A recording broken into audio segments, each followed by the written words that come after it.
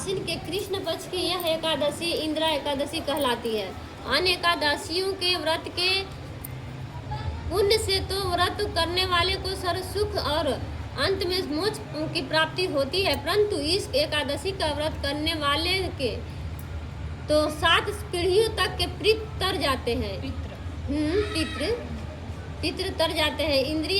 इंदिरा एकादशी का व्रत करने वाला स्वयं तो मोक्ष प्राप्त करता ही है, वह अपने सभी पितरों को उद्धार करके उन्हें भी दिव्य लोकों में प्रवेश का अधिकार बना देता है।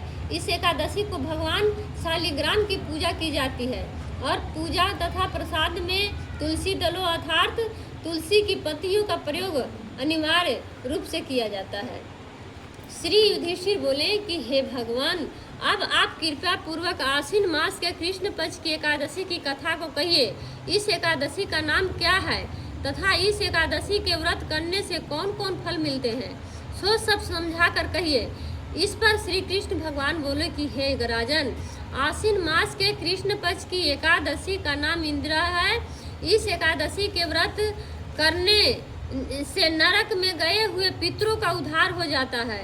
हे राजन, इस एकादशी की कथा के सुनने मात्र से ही वाजपेयी यज्ञ का फल मिलता है। प्राचीन सतयुग में महिष्मती नाम की नगरी में इंद्रसेन नाम का एक प्रतापी राजा राज करता था। वह पुत्र पौत्र धन धान आदि से पूर्ण और सदैव शत्रुओं का नाश करने वाला था।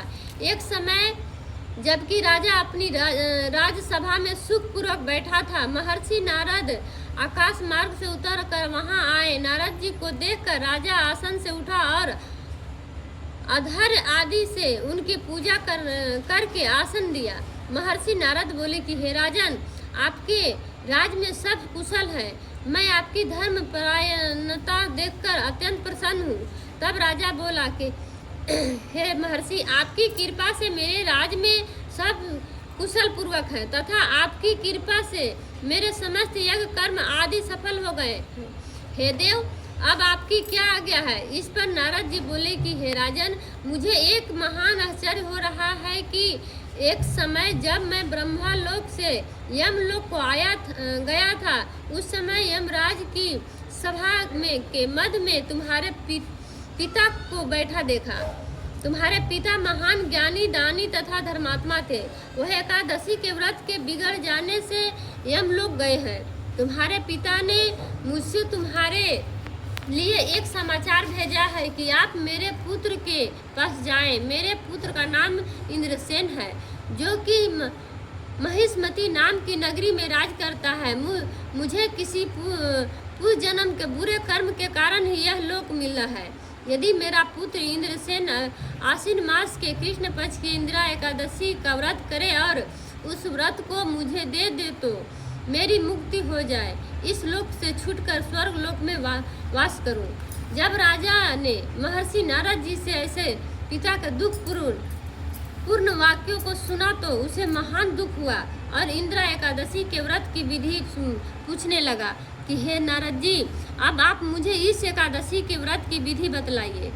इस पर नारद जी बोले कि हे राजन, आश्विन मास की कृष्ण पक्ष की दशमी के दिन प्रातः काल श्रद्धा सहित स्नान करना चाहिए। इसके पश्चात दोपहर को भी स्नान करना चाहिए। उस समय जल से निकलकर श्रद्धापूर्वक पितरों का श्राद्ध करें और उस दिन एक समय भोजन करें और रात्रि को पृथ्वी पर शयन करें। इसके दूसरे दिन अर्थात एकादशी के दिन प्रातः काल दातुन करें और स्नान करें।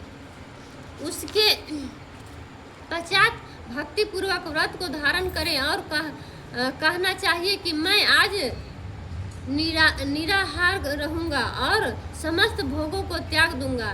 इसके पश्चात कल भोजन करूंगा। हे भगवान, आप मेरी रक्षा करने वाले हैं, आप मेरे व्रत को निभाइए। इस आचरण करके दोपहर को शालिग्राम जी की मूर्ति को स्थापित करें और उत्तम ब्राह्मण को बुलाकर भोजन करवाएं और दक्षिणा दें। भोजन में से कुछ हिस्से को गौ को दें और विष्णु भगवान की धूप दीप नैवेद्य आदि से पूजा करें और रात्रि को जागरण करें।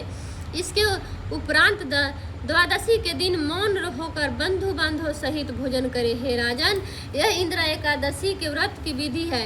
हे राजन, यदि तुम आलस्य रहित होकर इस एकादशी के व्रत को करोगे तो तुम्हारे पिताजी अवश्य ही स्वर्ग में जाएंगे। महर्षि नारद राजा को सब उपदेश देकर अंतर्ध्यान हो गए। राजा ने इंदिरा एकादशी के आने पर उसका विधि पूर्वक व्रत किया। बंधु बांधव सहित इस व्रत के करने से आकाश से पुष्पों की वर्षा हुई और राजा का पिता यमलोक से रथ पर चढ़कर स्वर्ग को गया।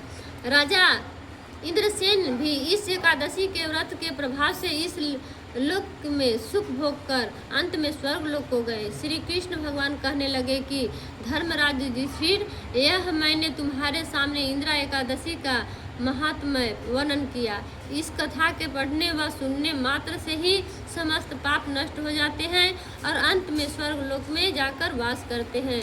हरे राम।